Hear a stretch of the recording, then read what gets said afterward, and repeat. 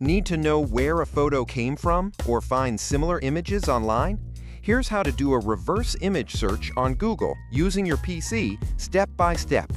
First, open your browser and go to images.google.com. Now look for the camera icon inside the search bar. Click it. This opens the reverse image search options.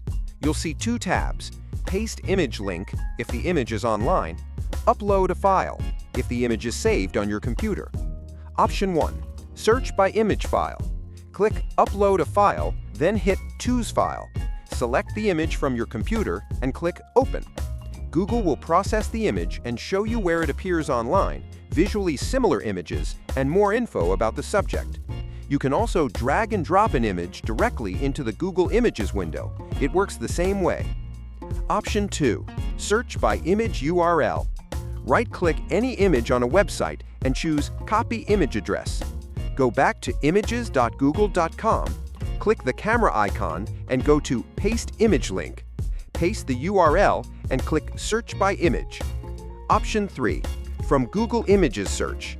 If you're browsing Google Images, just right-click on any result and select Search Image with Google or Search with Google Lens, depending on your browser version.